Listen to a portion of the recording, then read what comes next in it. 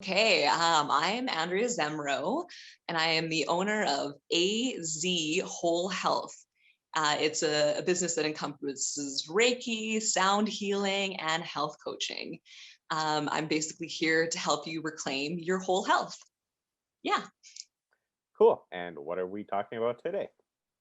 we are talking about, well, we're talking a little bit more about, Reiki, sound healing, health coaching, but also a couple other modalities that I like to throw in the mix, vibrational color therapy and crystal healing.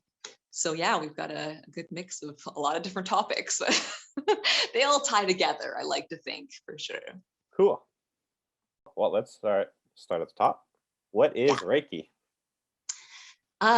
Yeah, so it's a Japanese word. It kind of breaks down into two different things. So Rei stands for universal energy or God wisdom. There's a couple of different translations. And then Ki, like Ki, it stands for life force energy. And similar to Qi, which is a Chinese medicine word. So yeah, it's basically when you put it all together, Reiki stands for universal life force energy. And yeah, and so what that looks like, I can kind of go into that a little bit more because that's a very like broad-minded conversation. But practically what that looks like is when I'm practicing Reiki, I think of myself kind of as, I guess, a channel, or sometimes I'll joke and call myself a hose. So I'm basically just this like huge hose that allows energy to channel through me to either myself or plants or clients, people. Yeah, I mean, there's really no limit to where that universal life force energy can be channeled to. And yeah, it's incredibly healing. And it helps with relaxation, it helps with stress management, it helps with physical, emotional, mental ailments. Yeah, it's pretty universal, let me say. Yeah. That's cool. Are there different types of Reiki? There are actually, there's a lot of different types. So the main one is the Sui Reiki, and the one that I took was Komyo Reiki. So they both originated in Japan, and again, it was approximately around kind of 1922 when Mikao Yusei kind of came together with that Reiki terminology and developed more of a system. But I mean, Reiki, or at least the principles behind Reiki, had been used for years. So yeah, everything pretty much originated in Japan, and then along the way, it kind of tweaked and changed and became its own thing. So with Sui Reiki, it started in Japan and then ended up going to Hawaii. And there was a practitioner there, and she had her own kind of twist on things. And so she left her imprint, I guess, and then she spread her system of Reiki throughout North America. So people, at least from my understanding, tend to think of it more as a Western style Reiki. And yeah, I would say that by far is the most popular one. And then my form of Reiki, Komyo Reiki, is more of the Eastern form of Reiki. So it started in Japan and then kind of stayed in Japan. And yeah, I mean, I think it's kind of like that phrase, many paths lead to Rome. So we're all utilizing that same life force energy, but we might have a little bit different, I guess, formula, or a little bit different, like precepts or dogma, or just a little different path to get to that place. Cool. So, what are the differences between the different styles of Reiki? Mm. I've only done the one, so this is all secondhand knowledge from the internet or from other people that I've talked to. But I've been told that Komyo Reiki is a little bit more intellectual, or there's a little bit more process involved than Sui Reiki. And I know, I mean, it of course varies per practitioner and per teacher, but that a Sui Reiki can happen. I mean, people can get their full certification in the course of a weekend online, which I mean is really scary. And that's not normally how the process goes. And I mean, there's great practitioners and teachers out there. I'm not bashing anything, but I know for myself, I took my training over the course of 3 years. And in between the different levels, I'd have to do practice sessions. Oftentimes, I mean, I think between after my second degree, I had to get 24 client sessions in. And so basically you're practicing right on yourself, you're practicing on your friends and family and clients. And yeah, I definitely, I guess, prefer that to maybe like a quick crash course over a weekend online. But I mean, I don't know what that looks like for other people, of course. I can't speak to their experiences. And then, I mean, I don't know, I think I saw today there was about 30 different types of Reiki, according to this one website. I haven't seen all those forms, but I mean, there's at least 5 other types of Reiki that I've heard of that I don't know much about. So it's quite involved. It's quite out there. Yeah. That's crazy. So what is involved with Reiki? Like what do Yeah. you well, let's start with what do you do? Well, like you as the practitioner, or Mhm. however you want to, whatever you want to be called. Sorry, I Oh um yeah, no, terminology lingo. I okay. totally get that. I think of myself as a practitioner. Technically, I'm at the master level, but I think mastery is sometimes a false sense of safety, because then I mean, at mastery level, you think, oh, I don't need to do anything more. Whereas I think of myself as a practitioner because I keep practicing, right? I keep learning, I keep growing. I don't want to ever kind of get stagnant or stuck. But yeah, as a practitioner, I guess I can kind of go over what a session would look like, because that's the easiest example. And I mean, this could be extrapolated to other things, like you can do Reiki on animals, you can do Reiki on plants, you can do Reiki for the planet. I mean, it's really not limited to different types of organisms. It's Reiki across the board. But for a session, like a human session, when I have a client come over, I'll typically get them to kind of lay on my massage table. Again, if they're able to physically, they might, be limited. So they might end up having to sit, or, I mean, I also offer distant Reiki. So if they aren't able to get out of bed, or if they're in a hospital, I mean, those are other ways I can channel that universal life force energy.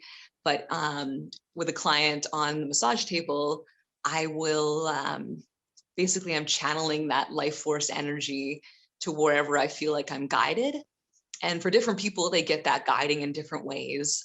For myself, I typically get it. I would say there's different types of clairs. And I mean, I don't want to go too down a rabbit hole, but there's different ways of getting knowledge from, I guess people will think of either the divine or guides or angels, or whatever you ascribe to.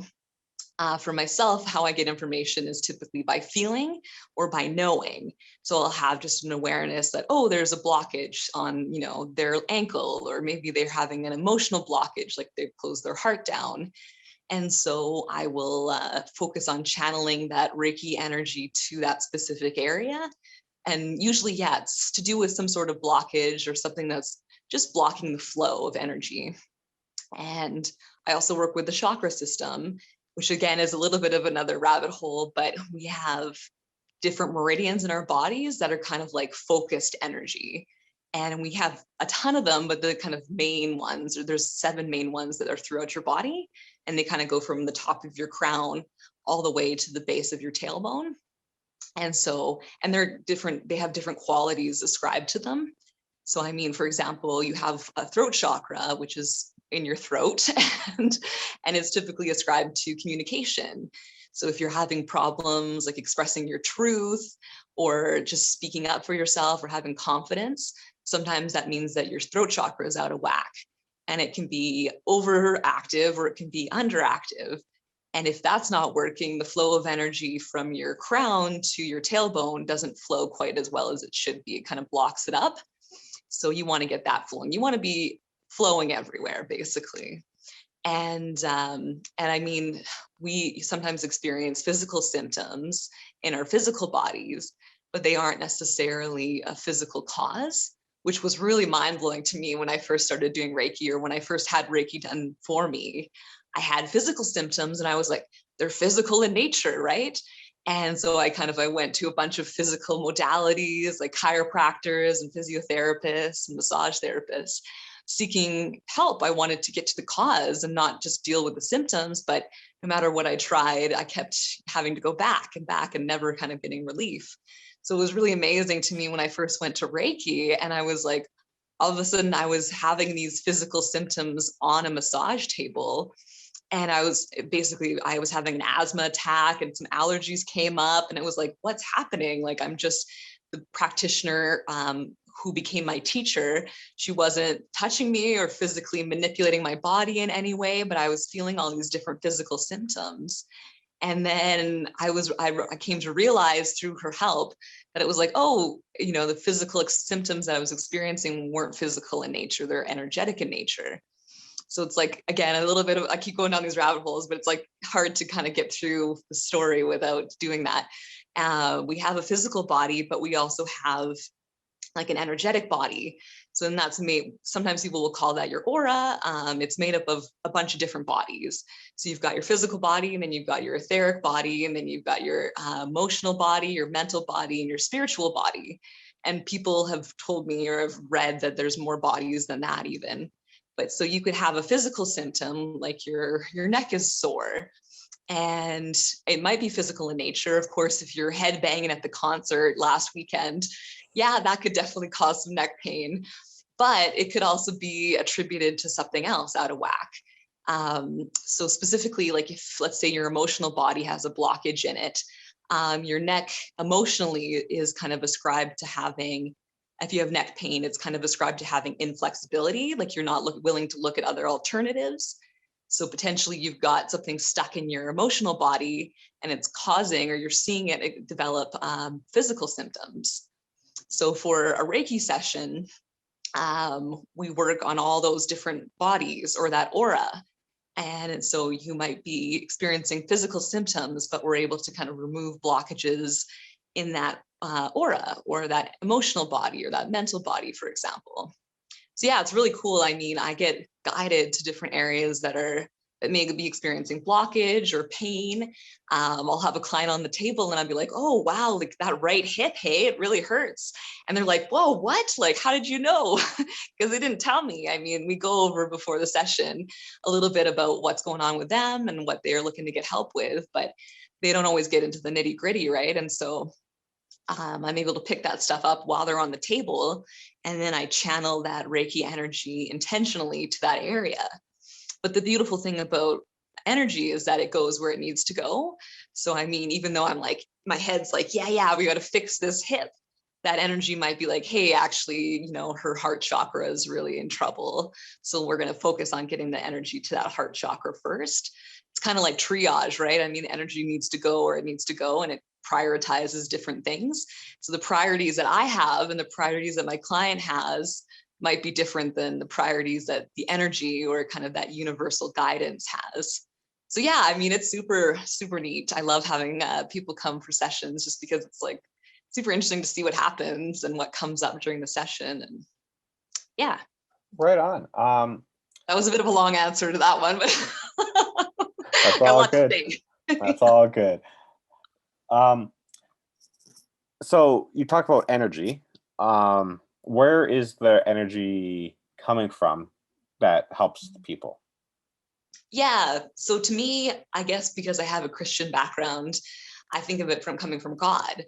But I know a lot of spiritual people will use the word universe or like higher power or whatever. I guess we use these human terms for something that's not really human, right? And it's kind of not understandable, but it's coming from beyond myself. Like I say I'm a healer, but mostly, again, I'm just a hose. I'm just allowing that healing energy to come through me. And I'm just thankful to be part of the process. But I mean, that energy is coming with or without me in some form or other. So yeah, for me, it's coming from God. But technically, I guess the universal Reiki energy is from the universe or what have you. Something out there that we don't have a name for that we use our human terms for. But okay, that's cool. What kind of things are you able to heal with Reiki? Yeah, almost, I would almost invert the question, like, what can't I heal? Because it's kind of a laundry list. I mean, I guess I could go over what I've seen healed, because you could basically heal anything, especially, I mean, yeah, energy goes everywhere. So it heals physical ailments, emotional ailments, mental, spiritual, like all areas. But I mean, for example, I've seen, I mean, for myself, I've had trauma through car accidents. I've had emotional trauma through, relationship breakups.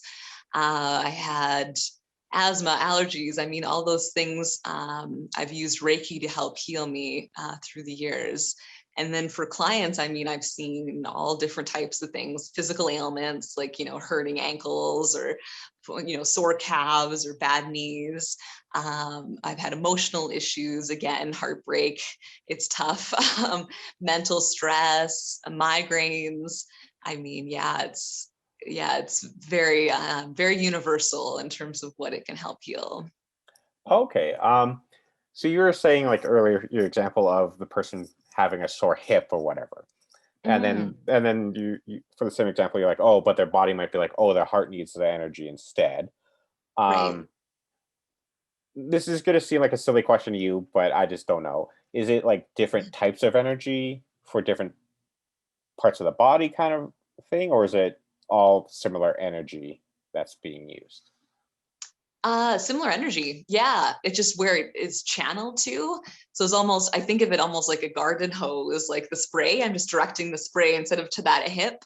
I'm directing it to the heart, if you will. But I mean, again, it flows throughout the whole body. And it's amazing. Sometimes you'll work on someone's throat chakra and then all of a sudden their lower back will feel better. I mean, it doesn't really make sense mentally, which is tricky because oftentimes, especially I sometimes have like that very scientific, rational mind. So I'm trying to figure out the correlation. And I'm just like, but that doesn't make any sense. They're not connected. Thankfully, I don't have to logic us to a solution, right? I mean, I just kind of again step back and just I get to watch and take notes and yeah, be amazed. Yeah, so it's Oh, cool. well, that's cool. And you were saying earlier that you could kind of do it from a distance. Um, Mhm. so like what do you mean by that? Like so if you're in Calgary and I'm in Edmonton, could you heal me, or do you have to kind of be in the same vicinity? Yeah, it's not limited to area codes or whether I'm in the same province or anything. It's great. Um, I mean, and I almost think sometimes I'll say to people that distant energy healing is almost more powerful. And really, it's just because I have to get out of my own way. When I'm in physical form and I'm treating someone in physical form, sometimes my physical brain is like, okay, like put your hands here, or like, oh, wait, did that person twitch? What does that mean? And then all of a sudden I'm back in my head and I'm thinking, right? Whereas when I am channeling energy to someone that's not in my physical space, I have to set that intention that I am doing a Reiki session with them or on them. And all of a sudden I'm like kind of out of my way. Like I get out of my physical way and then I'm basically just energy. So I mean, I feel for myself that I am able to kind of get a better sense of where things are, like what's going on. I get a better picture because I'm basically taking my energy body and going to that person's energy body and being like, okay, so where's the blockages here? Let's get some Reiki into that. So yeah, it's really, really cool and really powerful. Oftentimes when someone's not had Reiki before, I'll usually recommend a shorter session for distance healing because I find it can be a lot, especially if it's your first time. Um, but yeah, it was wild. When I first started, I guess after maybe my second degree, so I have 3 degrees. I think after my second degree, I ended up moving to Calgary. So I would have, we call them Shudan shares. And so basically once a month, I meet up with my teacher and then other practitioners, and we practice on each other. And we basically are just making sure that being good channels or good hoses. You got to do the work, right? You don't want to get those skills rusty. And and so when I moved to Calgary, I ended up joining the group in Edmonton, but I was doing that distance healing wise. So it was super cool. I would have I guess, other practitioners on the table in the room, in the healing room in Edmonton. And I would be in Calgary and I'd be like, oh, wow, like what's going on with your head? Or, oh, yeah, yikes. It seems like, yeah, that left knee is really acting up. And I mean, I'm in Calgary. Like, I mean, and so it was super, super cool for me to be able to experience that every month, like how powerful and how accessible it is to do distant healing and not be at all in the same area. And I mean, vice versa, you know, I'd get on, I guess, the table. I think I was using the floor. I was just on the floor in my apartment, getting Reiki from people in Edmonton. And again, they would, you know, be able to, you know, tell me what was going on with me and then be channeling that Reiki energy into me. And yeah, they're about 3.5 hours away. So I mean, yeah, it's pretty That's cool. neat. That's neat. Yeah. Um, so if you're walking down the street for you, because you're a practitioner, are you able to feel other people's energy, like of passerbys, and kind of be like, ooh, that person needs some work or anything like that? Yes, I just like slip them my card, but Call me.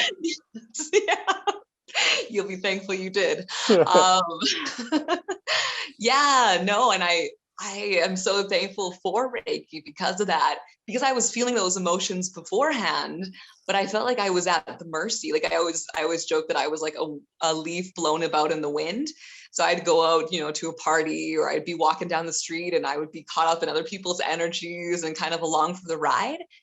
And then learning Reiki, I was able to figure out, oh, that's not mine. I thought it was mine all these years. And I mean, it was really interesting for me. So I was diagnosed with fibromyalgia when I was, I think, 8. And it was wild because I realized the fibromyalgia, I guess, for myself. And I mean, I don't want to get too much into that, but it's like, basically it's like muscle pain in your body throughout in different places. And science hasn't really figured out the reason behind it. So even though, you know, I was diagnosed many, many years ago, they still don't really know the science behind it.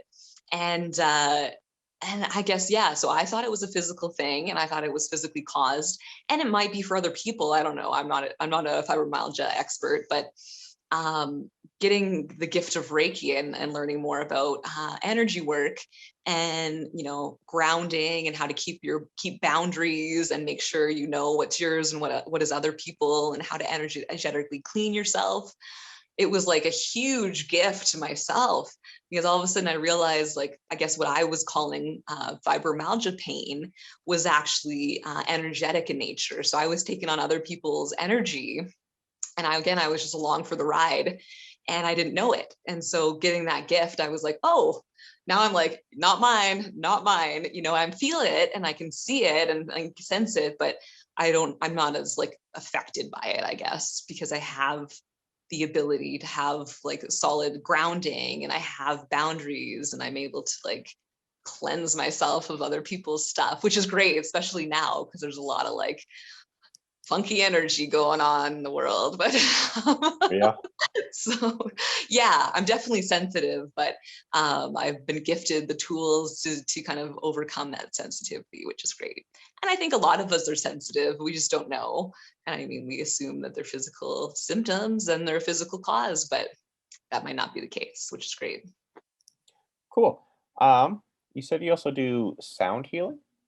Yeah, so I do sound healing, which I think of again as energy healing, because sound is a form of vibration. Vibration is energy. And so it's the coolest. I brought some tuning forks over to show what they look like. Sweet. So I don't know if you've ever seen them, but it's like in a piano situation, you'd use a tuning fork to calibrate the piano. Well, it's sort of similar in our bodies. We should be operating in a certain vibration or a certain alignment, but things happen, we get out of tune. And then sound healing, or for myself, I work in tuning forks, they help kind of realign us to that frequency that we're supposed to be operating at. So yeah, it's super cool. Cool. How does sound heal? Yeah, again, it's all the different tuning forks are at specific frequencies or vibrations. And so, for example, I've got this tuning fork here and it's It's an auto tuner, so it's osteopathic. So you'll strike it, and then you place the tine of the fork wherever you need. And so it's actually an on-body tuner. So these two are off body. So I'm not touching the fork to any part of someone's body. I'm working more in their aura, and I'm using the tuning forks all around their body and around their ears. But this fork, it operates at 128 hertz, and it's great for increasing nitric oxide in the body, which is great for helping your muscles. It also, it affects your pituitary gland, which releases nitric oxide, which helps, the nitric oxide helps your pituitary gland to release opioids. So you feel really good. It releases stress. It helps your autonomic nervous system. So it gets you out of that fight or flight. It helps digestion. It helps your muscles to heal and to repair themselves after strenuous activity. Yeah, it's incredible. But so that's one example. So this is one fork of many different forks, but it's just using, again, that kind of vibrational energy to either build or release or harmonize, depending on the type of fork I'm using. Cool. Are you able to do a little ting on it Yes, so we can hear what it sounds I was like? going to, for sure. So I don't know. Cool. I don't know how loud it'll be, but this is the perfect fifth interval. So it's like one of the most famous intervals, but I was like, where's the speaker on this thing? Oh, I heard it loud and clear. I like that. Yeah, perfect. I like It's such that. a treat. It's so nice from myself. Yeah, sound healing is super fun. So what kind of things are you able to heal with sound? Mm-hmm. So so many things. So like the osteopathic tuning fork of the auto tuning fork, that's, I feel like, more of a physical thing. So I will use that on someone's body. For example, like they have maybe really tight hips. So I'll use that fork to help them release their psoas muscle, or help with their IT band release. Again, it just kind of stimulates nitric oxide and helps their muscles to release and repair. And then for the off-body tuning forks, oftentimes I'll be using those in their aura. So I'll help kind of release energetic blockages, harmonize. I have different protocols for, like anxiety or grounding or better sleep or, better mental focus. So I have a lot of different forks for a lot of different purposes, but almost, again, it's like kind of the sky's the limits.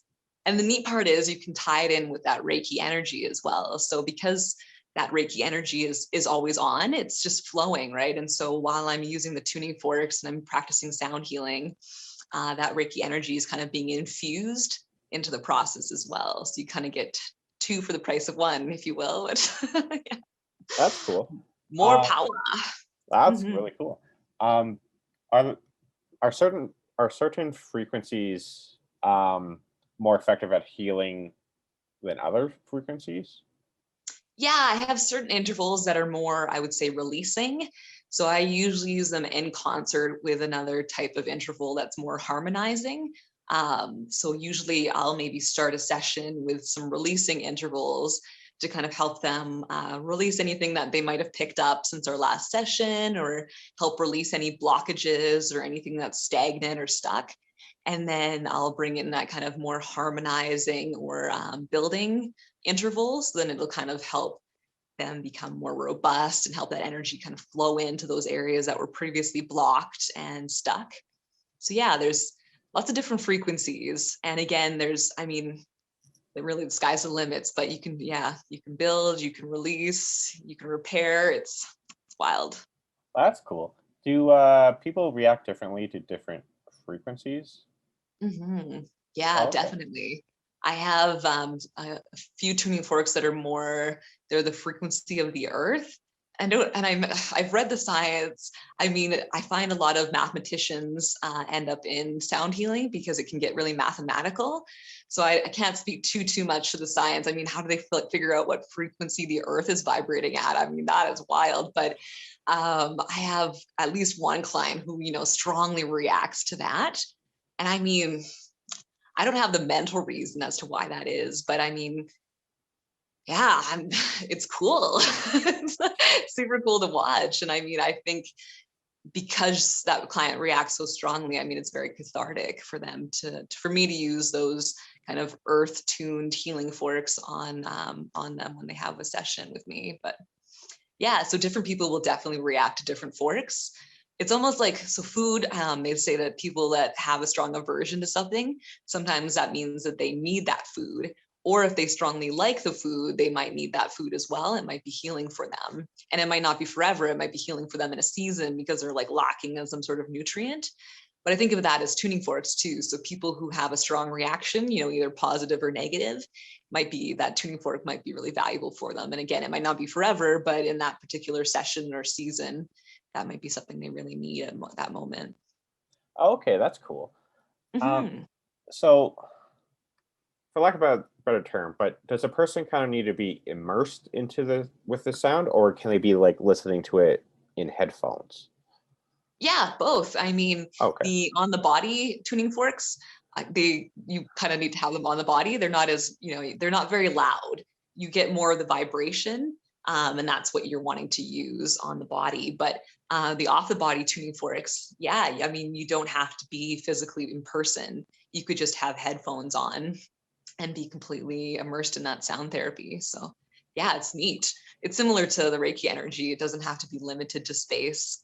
I'll often bring the tuning forks into my distant healing sessions, even though that the person, is in Calgary or in Edmonton or somewhere else in the province. The sound energy is the important part. It's not so much the like being able to hear it. Oh, okay. It gets kind of wild, but yeah, energy, it's a trip. Okay, that's cool. Um, so you also said you do vibrational color therapy. What is Yeah. that?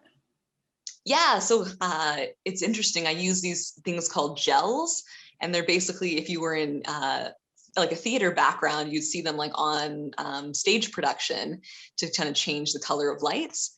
And so, I mean, I just basically am using a specific light with these colored gels to bring in different. It's again a vibrational thing. It's a kind of energy frequency that I'm using to kind of bring in healing energy to my session. And yeah, it's super neat. So typically, similar to the sound healing, before a client comes, I'll usually sit in meditation and just channel, I guess, what I feel like I should be using for that client for that session. And so I'll typically sit and figure out what color is the best color for that client for that session. And they all have different, I mean, each color has different attributes. For example, like red, like all the warming colors, like red, orange, yellow, they typically are very stimulating or building or almost a little aggressive sometimes. So it depends on the person. But like if I wanted to study for an exam, for example, I would probably put yellow in my lamp because I want to stimulate my intellect and really build and be really like thought aggressive. And so I'll use yellow for that instance. Red is really grounding. It helps with digestion. It helps to really like root yourself down, which I mean, in certain circumstances is great. In other circumstances, if you already have inflammation or if you have a fever, you wouldn't want a warming color because those would just aggravate that condition. Similarly, or conversely, cooling colors like the blues, purples, indigos, those are things that are really great for reducing inflammation, for bringing calm, for bringing balance, and but conversely can be not so great for someone who's suffering from depression or who's feeling lethargic or needs a little more stimulation. So yeah, color therapy is really cool that way. And I mean, it's ancient. It's been used all the way back to ancient Egypt and ancient Greece, No in way. ancient India. So they knew the power of a good color back then. And I mean, even today, you'll see people using color therapy in different ways. Be that, what color shirt you put on for the day. So for example, blue is really great for communication. So if you're going to go onto a podcast, for example, and you're feeling like you don't have that confidence or you're feeling like you're not able to express yourself very well, maybe blue would be the best color to put on for that. Or if you want to have a good night's sleep, you might want to use like a calming color, like a purple or a blue or a green in your bedroom to kind of wind you down after a long day to get you ready for sleep. So yeah, I noticed, looking good. You guys are on it. See, intuitively, we just know. That was all Terry's decision. Yes, totally. It looks great. But Right yeah, on. perfect. So Oh, color therapy is so accessible. You don't have to, I mean, that's accessible to anybody. But yeah, I love to employ it as an additional modality in my therapy sessions because why not? Everything helps. right on. So for the colors, you were mentioning a shirt color. Yeah, So it can really be like, it doesn't necessarily have to be like a light shining on you. It could just be a piece of 100%. cloth or something. Yeah, so for my sessions, I'll typically have a therapy lamp, but I mean, that's not accessible for everyone, obviously, to go out and buy a lamp and get gels and everything like that. There is like, you can get different like lenses. You could have like a set of 6 rainbow colored lenses. So if you're feeling like you need some a boost in energy, you might put a pair of red glasses on, which is different. But I mean, you could just wear different clothes, which is so easy and accessible, or change what you're eating. So sometimes as part of the session, I'll make recommendations, usually at the end of our session, for things that clients may incorporate or things they may work on. And so sometimes color is something I'll bring into my suggestions. Like if they have their heart chakra is closed and they're having problems opening that up, I'll sometimes recommend they wear green, or they'll introduce more green food, like more vegetables or a green smoothie or something like that, or even just meditate or visualize the color green throughout the day. So, I mean, yeah, there's so many opportunities to bring in different colors to help with that, with problems. So what do you do with colorblind people? Great questions. I haven't had that one before. I mean, I guess it would depend when they went colorblind. So I mean, if they were born that way, or if it was a result of trauma. So if they've never been able to see normal colors, then yeah, I guess I would have to figure out a way to describe what a color is to them, because there's a different scale on that too. People are at Right. different places on the spectrum and everything else. So yeah, that would be super fun, a challenge to overcome, but haven't had to do that yet. So I'll have to keep you posted. Please do. So crystal healing. Mhm. What is crystal healing? Yeah, so kind of similar to that vibrational color, I employ crystals as well. And yeah, it's great. I mean, crystals are operating again, it's like almost energy condensed. And so they operate at different frequencies and have different healing properties. And yeah, it's such a neat thing to bring in. So again, before a session, I'll sit and meditate and ask my people, my team, my metaphysical team, if you will, what crystals I should employ in the session. And I'll usually be guided to different crystals that would be the best for my client. And it's cool to kind of, sometimes I'll read the client, or I'll explain to the client what the properties are of that particular crystal I have them holding, or I'll place the crystal under the pillow, or I'll have it placed in different places depending on what part of their body needs it. And so sometimes I'll explain to them what that crystal does, and it'll completely be in line with what we're working on, or maybe symptoms that they didn't express to me, but the team knew. The team knew. Yes. That's And for cool. myself, I mean, I employ them in my life as well. So again, and we'll make recommendations to my client for how to incorporate them after the session. But I mean, I've got smoky quartz I'm wearing right now, and that helps with grounding, which again is really great when you're having an interview. And I've got turquoise, which is kind of that blue-green stone, which helps with communication, which is perfect for a podcast. So Cool. yeah. I was just going to ask, what different type of crystals do, I phrase that weird, do different crystals do different things? Yes, yeah, 100%. So yeah, so the smoky quartz is a very grounding energy. So it's great for when you're feeling like really like flummoxed or all over the place, scattered, if you will. It kind of helps root you and kind of keep you grounded throughout your day. And like turquoise is really great for communication, and it's associated with your throat chakra. So it helps open up that throat chakra if you're having problems with confidence or communication. That's a great one to deploy. Another one that I really recommend is salt or selenite. So that one's huge. I'm like across the board. I'm like, bring it in, like take more salt into your life. Whether that be like bathing in salt water, or, you know, you can buy selenite as a stone, and it's just like a hard form of salt, and using that to help you reduce stress, to help clean your aura, to help basically just like protect. It's amazing. And it's the cool one because you don't have to clean it. So the other crystals, they will pick up energies, which is kind of tricky. I think humans, we think that we're good too, but we also pick up energies. And we should be cleaning and letting them go, and, you know, keeping our boundaries up and being grounded. But crystals do that same thing. That have the same issues. So they'll have to be cleaned. And How so do you sometimes, how do yeah, you clean them? yeah, great question.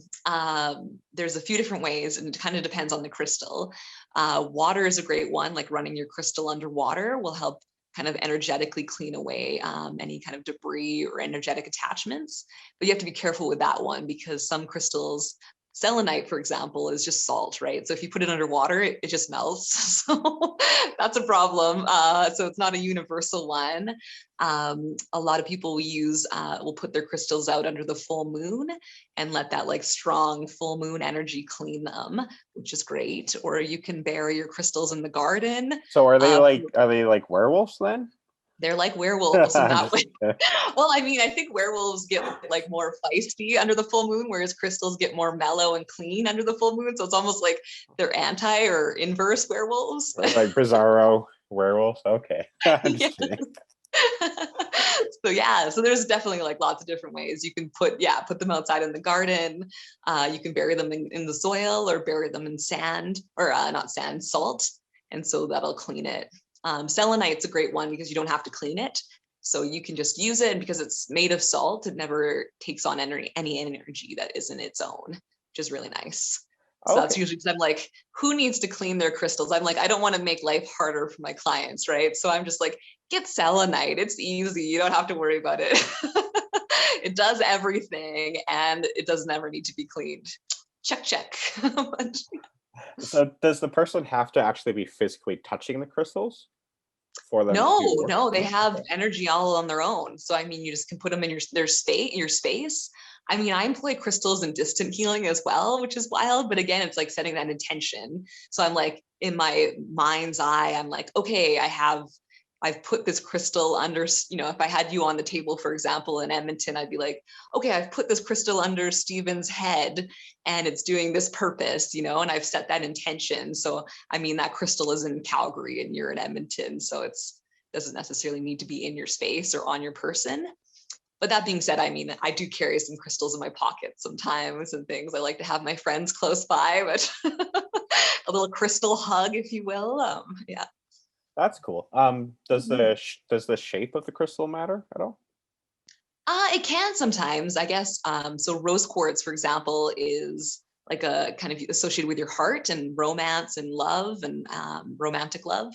And so, I mean, some people will have it in the shape of a heart.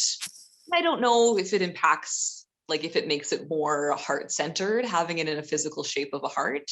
But I mean, sometimes it helps just with association.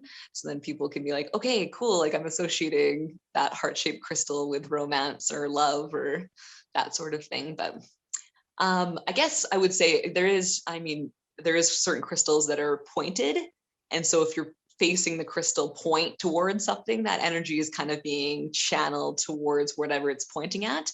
So that would be the only caveat I would mention. I mean, shapes don't typically matter, but in that case, a shape would definitely matter, like where the energy is going to be going. But otherwise, it's pretty okay. Okay, that's cool. Um, Mhm.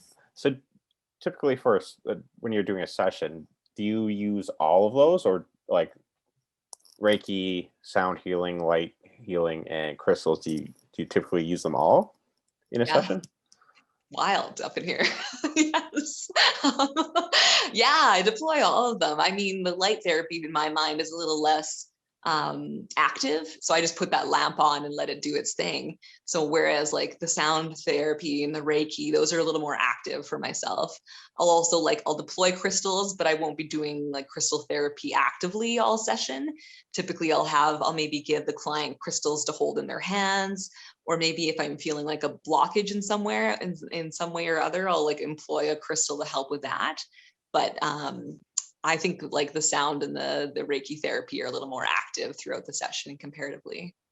Oh, okay, cool. Do they kind of like, once again, lack for a better term, but like, do they kind of amplify each other? So like, let's say you were doing Reiki all by itself, but then you added the light therapy. Do they work more, I don't know, effectively? I don't know if that's the right term, or Yeah, I think they all build on each other. okay. Again, it's all energy. So it's like, yeah, I just think of it as amplification or coverage, I guess. So I think Reiki is infusing everything, and then the sound kind of marries that, and the color is building into that as well. And so all of it's, again, getting amplified, but also just like, yeah, marrying each other well. That's Okay. my experience anyways. So I'm just like, come all in, everybody's welcome, like let's get in here. Yeah. Well, that's cool.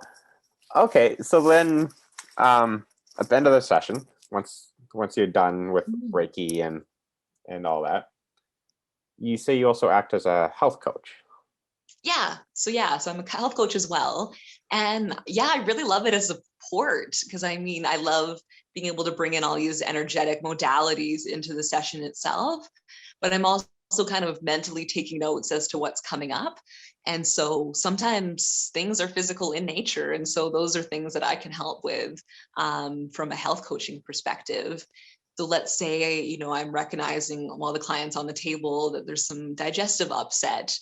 Okay, cool. And, afterwards we maybe have a conversation about what they're eating, or, how they're eating, or what their eating habits are like, how well they're digesting. Maybe I can give some suggestions for tips and tricks that they can do to help.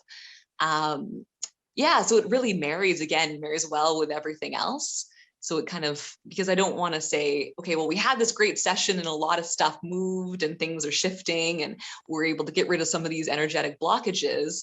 Okay, bye, like have a good one. I want to be able to continue to support these changes, right? It's like I want to create a foundation that I can build upon, because I don't want somebody to come to me and then I help them with all these things and then they come back in a month or 2 months, and because they haven't been able to build upon what we worked on, they have to start from scratch again. I mean, that's no fun for me either. I want new things to come up, right?